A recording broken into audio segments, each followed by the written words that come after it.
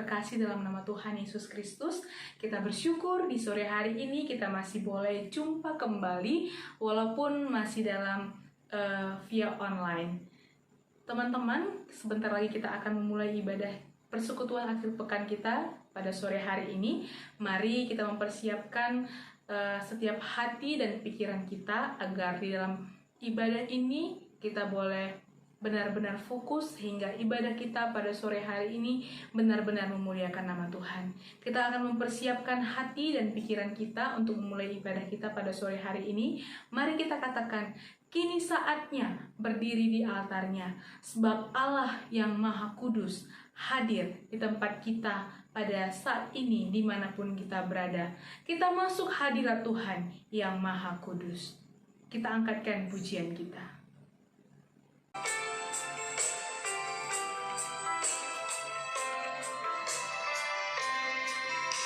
Kita angkatkan pujian, kini saatnya berdiri di altarnya. Kini saatnya berdiri di altarnya, sebab Allah Maha Kudus hadir di sini.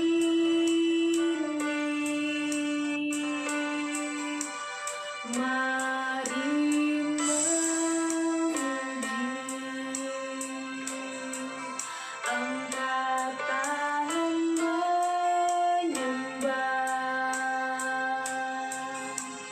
sebab Allah Maha Kudus hadir di sini.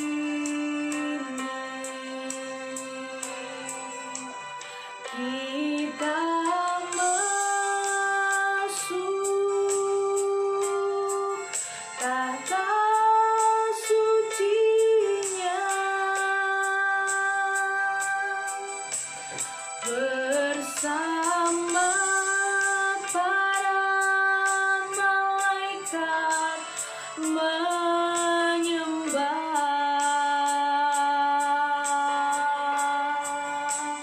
Mari puji Yesusku,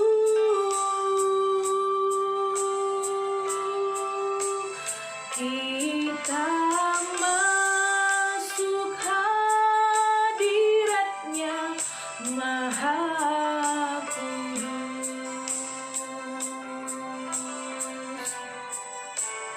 Kini saatnya berdiri di altarnya, sebab Allah Maha Kudus hadir di sini. Mari memuji, angkat tangan menyembah,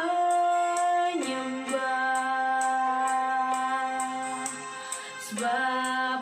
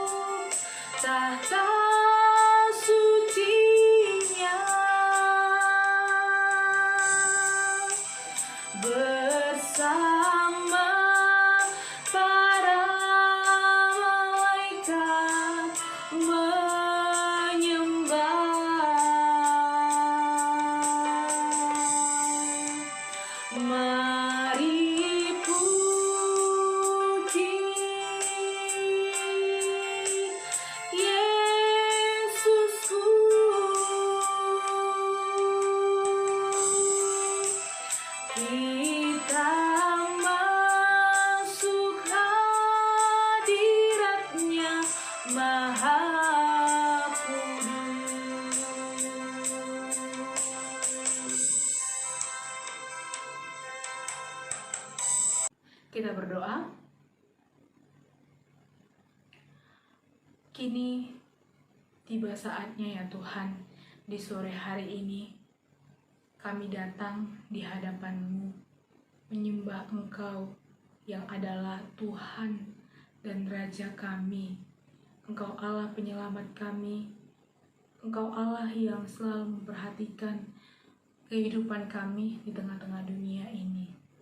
Ketika sepanjang minggu ini Engkau boleh memberikan kami waktu untuk melakukan setiap kegiatan kami, setiap aktivitas kami, bahkan setiap pekerjaan kami.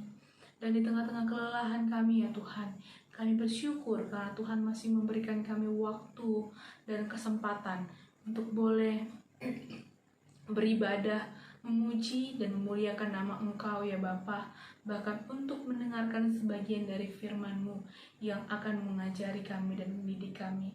Terima kasih untuk waktu yang masih Tuhan anugerahkan kepada kami Bapa. Di sore hari ini kami mau datang ke hadapan-Mu ya Tuhan. Biarlah kiranya Engkau berkenan kepada setiap pujian yang telah kami naikkan, setiap doa-doa yang telah kami panjatkan, bahkan untuk persembahan nanti pun yang akan kami berikan kepadamu. Biarlah semuanya itu ya Tuhan mempermuliakan nama-Mu, menjadi dupa yang harum di hadapan-Mu. Kami bermohon ya Tuhan, walaupun ini dalam via online, tetapi kami berdoa supaya Engkau yang memberkati kami di tempat kami masing-masing. Engkau hadir di tempat kami masing-masing, memberikan setiap pengertian-pengertian kepada kami ketika kami akan mendengarkan firman Tuhan. Engkau sucikan kami, Engkau kuduskan kami ya Tuhan, agar kami tetap layak di hadapan-Mu ya Tuhan, agar tidak terhalang persekutuan kami dengan Engkau ya Bapa. Terpuji dan termulialah Engkau ya Allah kami yang baik dalam surga. Kami berdoa dan mengucap syukur. Amin. Teman-teman, tema kita di sore hari ini, terima beda dituntut sama. Iya, Tuhan Yesus memberikan kita manusia berbeda-beda talenta ataupun bakat. Tetapi semuanya itu marilah kita pergunakan untuk mempermuliakan nama Tuhan. Mari kita katakan, hidupku sekarang ku persembahkan di hadapan-Mu, oh Yesus Tuhan.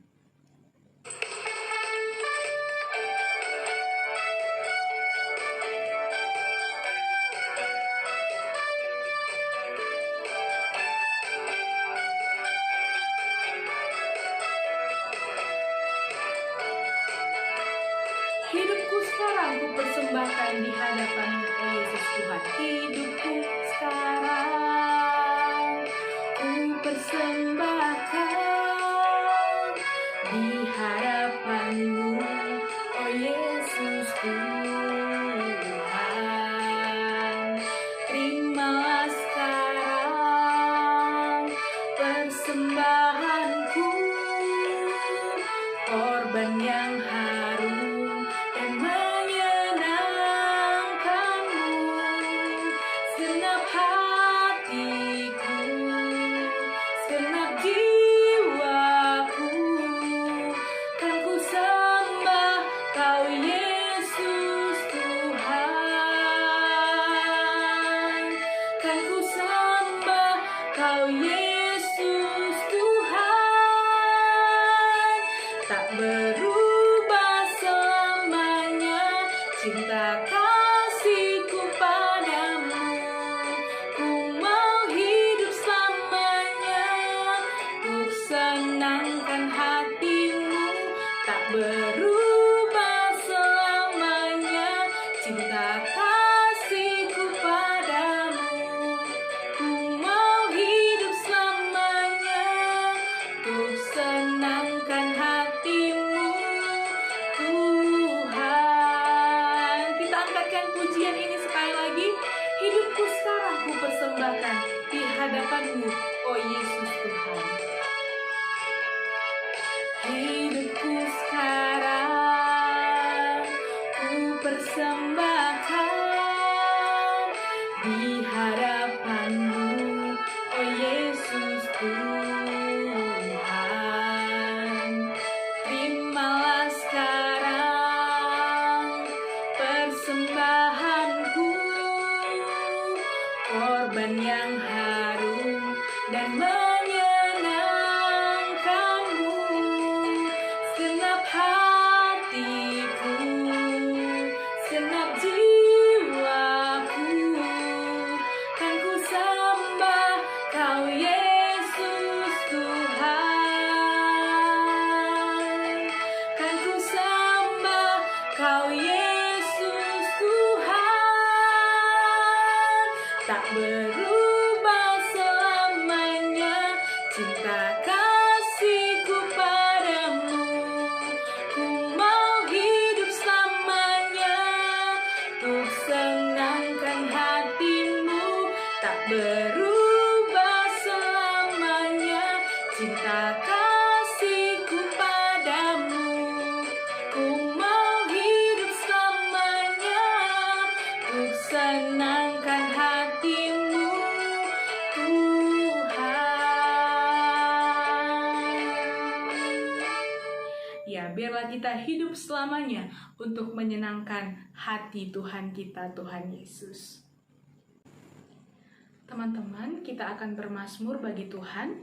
Mari kita buka Alkitab kita dari Mazmur 66. Mazmur 66 ayat yang pertama sampai ayat yang ke-7. Mazmur 66 ayat yang pertama sampai dengan ayat yang ke-7. Saya akan membacakannya untuk kita semuanya. Nyanyian syukur karena orang Israel tertolong. Untuk pemimpin biduan, nyanyian mazmur. Bersorak-sorailah bagi Allah, hai seluruh bumi, mazmurkanlah kemuliaan namanya. Muliakanlah Dia dengan puji-pujian. Katakanlah kepada Allah, betapa dahsyatnya segala pekerjaanmu. Oleh sebab kekuatanmu yang besar, musuhmu tunduk menjilat kepadamu.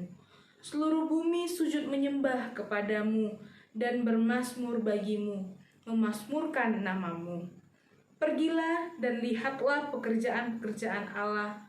Ia dahsyat dalam perbuatannya terhadap manusia. Ia mengubah laut menjadi tanah kering, dan orang-orang itu berjalan kaki menyeberangi sungai. Oleh sebab itu kita bersukacita karena Dia yang memerintah dengan perkasa untuk selama-lamanya, yang matanya mengawasi bangsa-bangsa. Pemberontak-pemberontak tidak dapat meninggalkan diri. Teman-teman, kita akan menyampaikan pujian penyembahan kita kepada Tuhan. Kita katakan, Bapa, ku persembahkan tubuhku sebagai persembahan yang hidup untuk kemuliaan nama-Mu.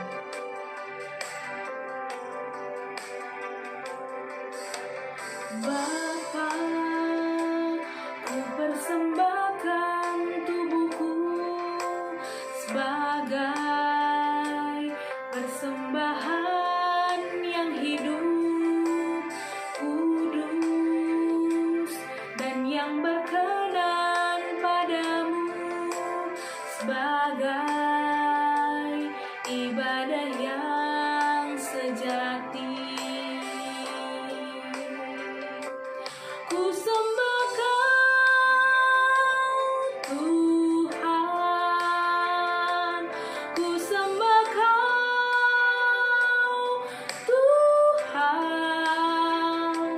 Ku serahkan hidupku kepadamu untuk kemuliaan nama-Mu.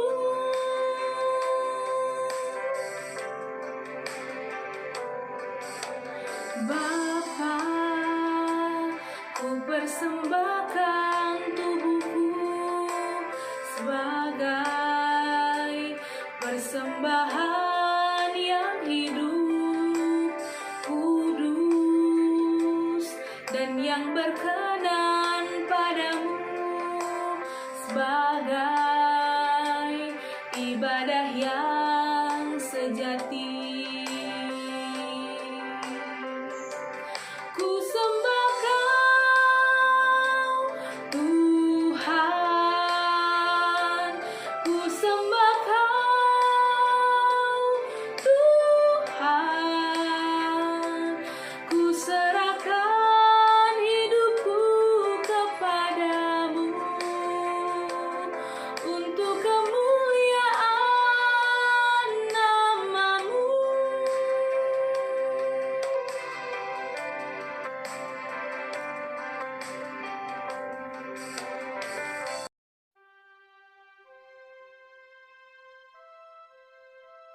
Shalom saudara-saudara yang terkasih di dalam Tuhan. Kita bertemu kembali untuk merenungkan kebenaran firman Tuhan pada sore hari ini. Sebelum kita merenungkan kebenaran firman Tuhan, mari kita berdoa. Bapa di sorga, kami bersyukur buat kebaikan yang Kau berikan kepada kami pada saat ini. Kiranya Roh-Mu yang kudus menolong hamba-Mu dan menolong para pemuda dan mahasiswa dimanapun mereka berada. Sehingga melalui pemberitaan firman pada sore hari ini, kami sama-sama diberkati oleh Tuhan. Kiranya Roh-Mu yang kudus menolong hamba-Mu yang bodoh ini. Di dalam nama Tuhan Yesus Kristus kami berdoa dan mengucap syukur. Amin. Firman Tuhan yang akan menjadi perenungan kepada kita dengan tema terima beda dituntut sama, diambil dari kitab Matius pasal yang ke-25 ayat yang ke-14 sampai ayat yang ke-30. Demikian firman Tuhan. Sebab hal kerajaan sorga sama seperti seorang yang mau bepergian ke luar negeri yang memanggil hamba-hambanya dan mempercayakan hartanya kepada mereka. Yang seorang diberikannya 5 talenta, yang seorang lagi 2, dan yang seorang lain lagi 1. Masing-masing menurut kesanggupannya, lalu ia berangkat. Segera pergilah hamba yang menerima 5 talenta itu. Ia menjalankan uang itu lalu beroleh laba 5 talenta. Hamba yang menerima 2 talenta itu pun berbuat demikian juga dan berlaba 2 talenta. Tetapi hamba yang menerima 1 talenta itu pergi dan menggali lubang di dalam tanah lalu menyembunyikan uang tuannya. Lama sesudah itu pulanglah tuan hamba-hamba itu lalu mengadakan perhitungan dengan mereka. Hamba yang menerima 5 talenta itu datang dan ia membawa laba 5 talenta. Katanya, Tuan, 5 talenta Tuhan percayakan kepadaku. Lihat, aku telah beroleh laba 5 talenta. Maka kata tuannya itu kepadanya, baik sekali perbuatanmu itu, hai hambaku yang baik dan setia, engkau telah setia dalam perkara kecil. Aku akan memberikan kepadamu tanggung jawab dalam perkara yang besar. Masuklah dan turutlah dalam kebahagiaan tuanmu.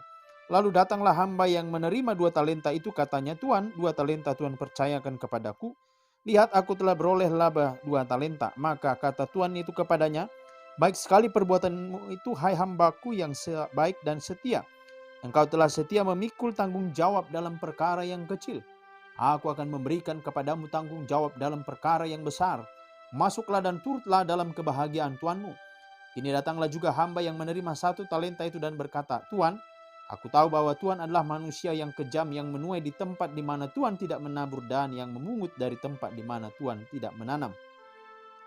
Karena itu aku takut dan pergi menyembunyikan talenta Tuhan itu di dalam tanah. Ini terimalah kepunyaan Tuhan.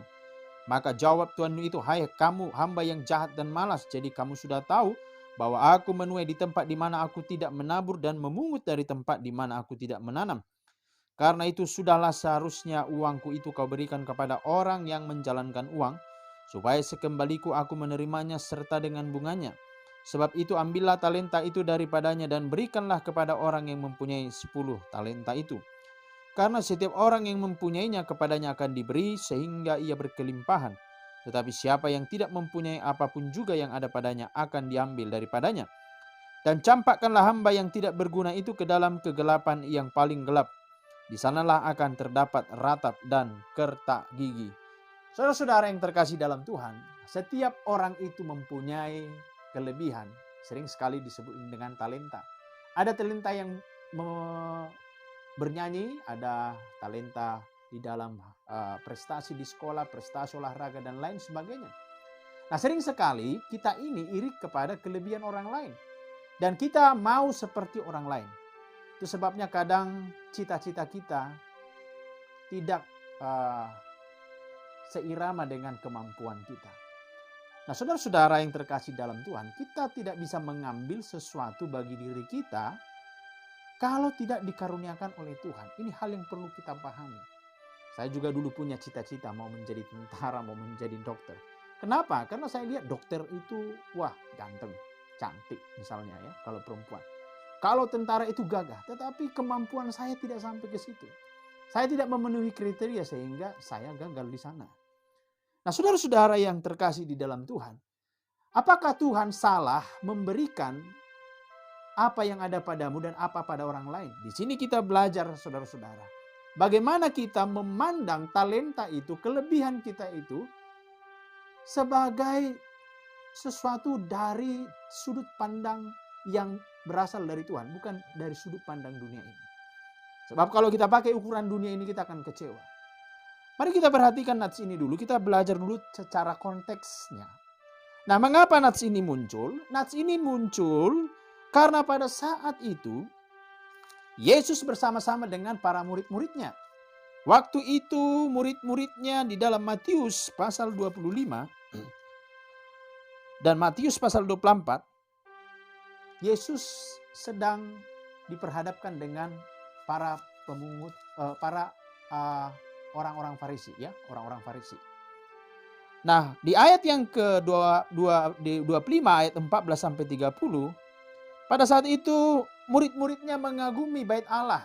Lalu Yesus berkata, ya, di Matius pasal 24 ayat 1, "Kamu melihat semuanya ini? Aku berkata kepadamu, sesungguhnya tidak satu batu pun di sini akan dibiarkan terletak di atas batu yang lain, semuanya akan diruntuhkan." Jadi pada saat itu murid-muridnya mengagumi bait Allah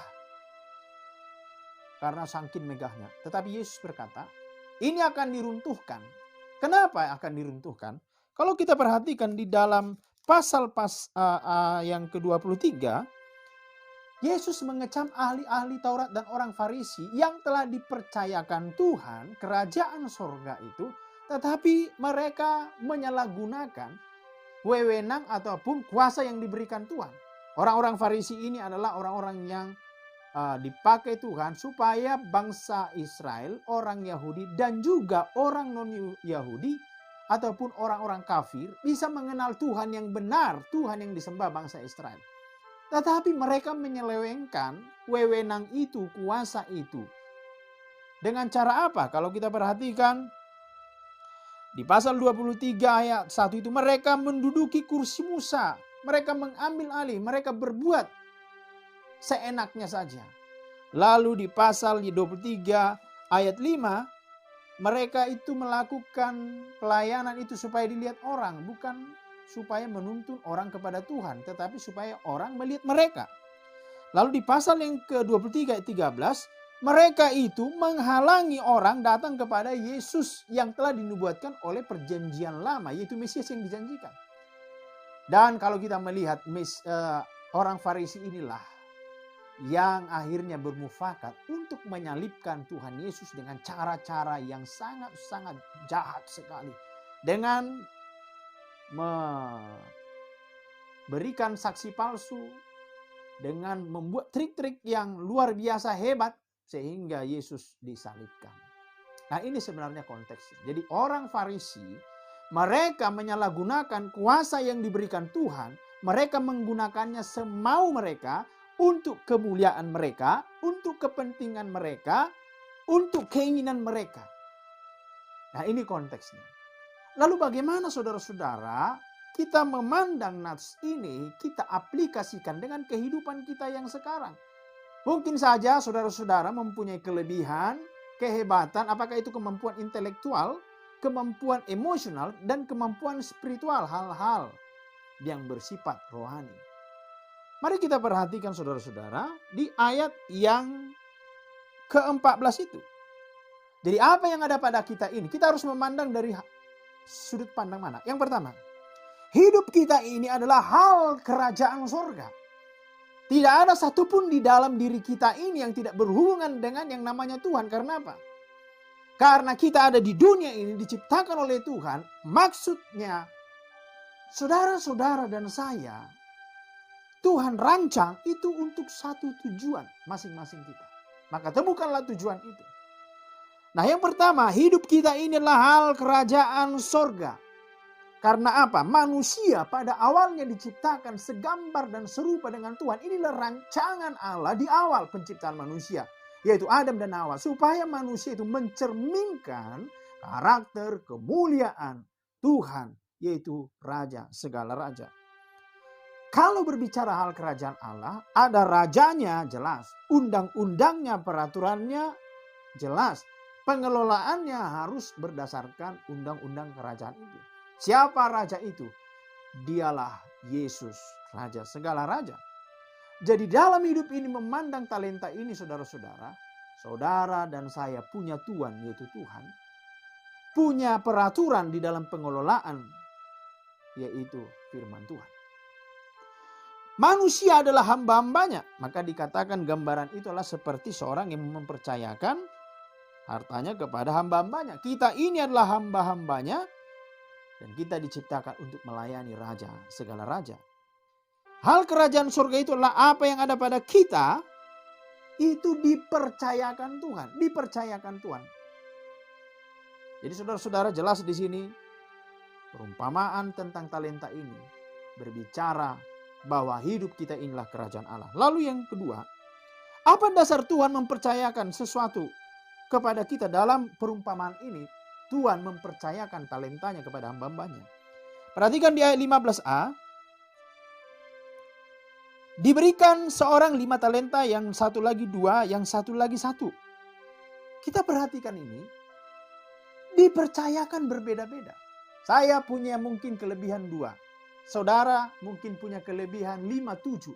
Berbeda-beda. Tidak ada yang persis sama. Tidak ada. Sama seperti kita tidak ada satupun yang sama persis. Lalu yang berikutnya saudara-saudara, bagaimana menggunakan talenta itu? Yang pertama, jalankan. Ayat 16a.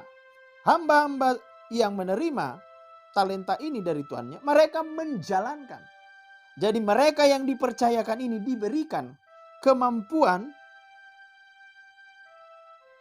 yang dilihat oleh si tuannya ini.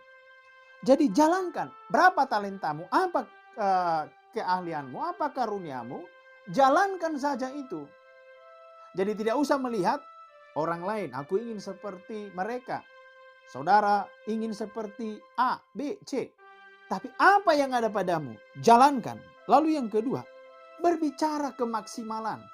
Perhatikan di ayat yang ke-16 itu. Yang 5 talenta hasilkan 5 talenta. Yang 2 talenta hasilkan 2 talenta. Tetapi persoalannya yang 1 tetap 1. Dia tidak menghasilkan apa-apa. Berbicara kemaksimalan. Sudah sejauh manakah kita maksimal? Saudara-saudara, masa pandemi ini. Mungkin saja kalau masa pandemi ini. Saya melalaikan ada talenta yang diberikan Tuhan kepada saya.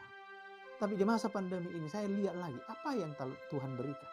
Dan itu akhirnya saya sadari, itu harus dikelola, harus maksimal. Saudara-saudara, apakah saudara-saudara menemukan talentamu di masa pandemi ini? Maka lakukanlah dengan maksimal. Tetapi yang 1 talenta ini menyembunyikan. Seolah-olah dia orang yang rendah hati. Perhatikan itu. Aku tahu ya, bahwa Tuanku ini kejam, maka aku sembunyikan.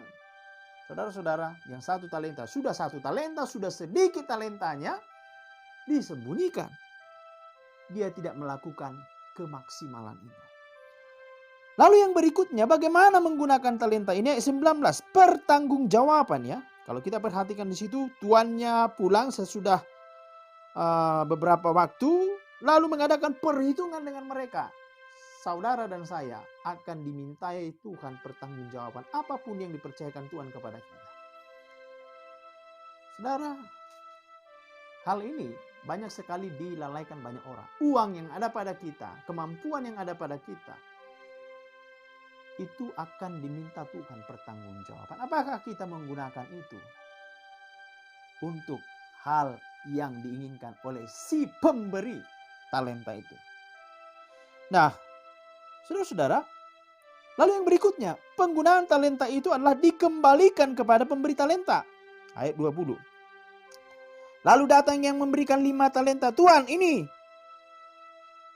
5 dan berikut labanya. Yang 2 juga begitu. Apa yang ada pada mereka dikembalikan lagi kepada Tuhan itu. Saudara-saudara, apa yang ada pada kita, yang Tuhan percayakan, itu akan dan harus kita kembalikan kepada Tuhan. Karena dialah yang memberikan, maka kita harus pertanggungjawabkan kepada dia. Lalu yang berikutnya saudara-saudara, bagaimana konsekuensi penggunaan talenta ini? Orang yang menggunakan talenta ini, memaksimalkan talenta yang ada pada dia, yang 5 menjadi 5, 2 menjadi 2, bagaimana? Setelah mereka mengadakan perhitungan dengan tuannya, si tuan ini memuji 5 talenta dan yang 2 talenta. Dikatakan di sana, baik sekali perbuatanmu, hai hambaku yang baik dan yang setia. Ada dua hal, yang baik dan yang setia. Jadi orang yang baik di hadapan Tuhan adalah orang yang melakukan apa yang diperintahkan Tuhan, menggunakan apa yang diberikan Tuhan, dan mengembalikan itu untuk kemuliaan Tuhan. Dan setia, tekun. Saudara-saudara, yang 2 talenta dan yang 5 talenta itu diberikan pujian yang sama. Tidak lebih hebat yang 5 talenta daripada yang 2 talenta. Tetapi yang 1 talenta itu yang menyembunyikan diri, menyembunyikan talenta ini, disebut apa? Disebut sebagai yang jahat dan malas. Saudara-saudara, kelihatan rendah hati dia. Aku tahu bahwa engkau sangat kejam, katanya, menuai di tempat di mana Tuhan tidak menabur, dan yang memungut dari tempat di mana Tuhan tidak menanam. Karena itu aku takut dan pergi menyembunyikan talenta itu di dalam tanah. Ini terimalah kepunyaanmu. Tetapi apa kata si Tuhan itu? Hai hamba yang jahat dan malas, kamu sudah tahu aku menuai dari tempat di mana aku tidak menabur dan memungut dari tempat di mana aku tidak menanam. Karena itu sudahlah seharusnya uangku itu kuberikan kepada orang yang menjalankan uang. Ada penyesalan dari Tuhan ini memberikan kepada yang 1 talenta tadi. Saudara-saudara, itu bisa juga terjadi dalam hidup seseorang. Tuhan sudah memberikan kepada dia tetapi tidak digunakan maksimal. Kerjanya hanya apa? Mengasihani diri sendiri, melihat orang lain, sibuk mencari penyalahan diri sendiri, penyalahan keluarga, salahkan orang lain, salahkan keadaan. Tidak melihat apa sih sebenarnya yang Tuhan inginkan dengan potensi yang ada padaku. Kelihatan memang seperti yang rendah hati tetapi jahat dan malas. Itu sebabnya, saudara-saudara, apa yang terjadi kepada yang 1 talenta ini? Sudah 1 talenta diambil lagi dan diberikan kepada yang punya banyak talenta itu. Perhatikan konsekuensi orang yang tidak menggunakan talentanya ini berdasarkan apa yang sudah diterangkan di atas. Tidak menggunakannya dengan baik, tidak mengelolanya dengan baik, tidak mempertanggungjawabkannya di masa yang akan datang. Akibatnya talenta itu diambil. Nah, saudara-saudara, orang yang punya 10 talenta itu diberikan. Yang hebat makin hebat, yang kaya makin kaya dalam konteks ini, yang miskin makin miskin. Jadi saudara-saudara yang terkasih di dalam Tuhan, dari renungan hari ini kita bisa belajar bahwa segala apa yang ada pada kita adalah milik Tuhan. Dan kita dipercayakan oleh Tuhan menurut apa yang Tuhan tahu, apa yang bisa kita tanggung. Dan semuanya itu akan kita pertanggungjawabkan di hadapan Tuhan di masa yang akan datang. Dan bagi saudara-saudara, bagi orang-orang yang mengelola talenta itu dengan maksimal, maka Tuhan akan percayakan lagi. Dan ini juga peringatan bagi orang-orang yang melalaikan, menyembunyikan talenta yang Tuhan berikan. Itu bisa diambil Tuhan dan diberikan kepada orang lain. Kalau kita kembali ke konteks ini, apa yang terjadi saudara-saudara? Akhirnya bait suci yang ada di Yerusalem itu diruntuhkan dan kerajaan itu dipercayakan kepada gereja di masa kini.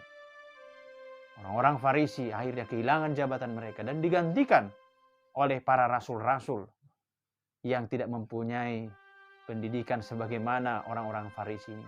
Dan mereka lah yang dipakai Tuhan untuk mengelola kerajaan Allah itu, dan konteksnya saat ini adalah gereja. Kiranya firman Tuhan ini menolong kita untuk semakin bertumbuh di dalam Tuhan dan melihat apa talenta yang ada pada kita. Amin. Teman-teman, kita akan mengakhiri ibadah kita pada sore hari ini. Biarlah seperti firman Tuhan yang sudah kita dengarkan tadi, kita boleh senantiasa memakai setiap talenta, setiap karunia, setiap bakat yang Tuhan berikan kepada kita untuk mempermuliakan nama Tuhan di tengah-tengah dunia ini. Selama kita masih ada di tengah-tengah dunia ini, selama kita masih hidup, selama kita diberikan kesempatan, marilah kita memakai semuanya untuk mempermuliakan nama Tuhan. Kita angkatkan pujian kita, hidup ini adalah kesempatan, hidup ini untuk melayani Tuhan.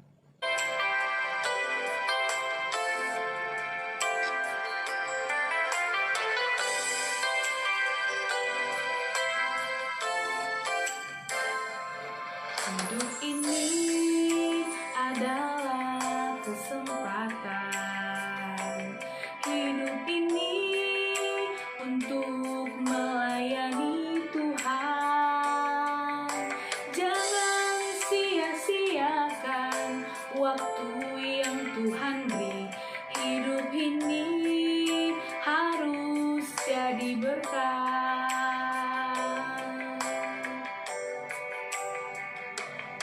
Hidup ini adalah kesempatan. Hidup ini untuk melayani Tuhan. Jangan sia-siakan waktu yang Tuhan beri. Hidup ini harus jadi berkat. Oh Tuhan, pakailah hidupku selagi aku masih kuat. Bila saatnya nanti ku tak berdaya lagi, hidup ini sudah jadi berkat. Mari kita benar-benar menyatakan komitmen kita kepada Tuhan. Selagi kita masih ada di tengah-tengah dunia ini, mari kita memanfaatkan waktu yang diberikan Tuhan kepada kita, supaya hidup kita bisa menjadi berkat bagi orang-orang di sekeliling kita. Kita angkatkan sekali lagi pujian ini, hidup ini adalah kesempatan. Hidup ini adalah kesempatan. Hidup ini untuk melayani Tuhan. Jangan sia-siakan waktu yang Tuhan beri. Hidup ini harus jadi berkat. Oh Tuhan, pakailah hidupku selagi aku masih kuat. Bila saatnya nanti ku tak berdaya lagi, hidup ini sudah jadi berkat. Oh Tuhan, pakailah hidupku selagi aku masih kuat. Bila saatnya nanti ku tak berdaya lagi, hidup ini sudah jadi berkat. Bila saatnya nanti ku tak berdaya lagi, hidup ini sudah jadi berkat.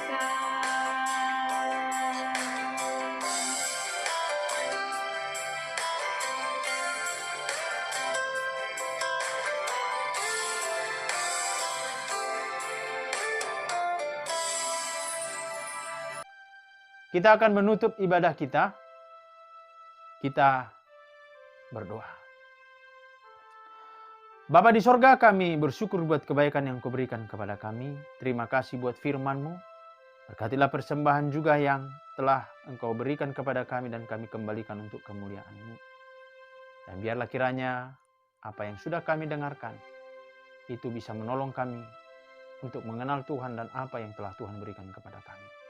Dan kami akan menutup ibadah ini dengan doa yang Kau ajarkan kepada kami.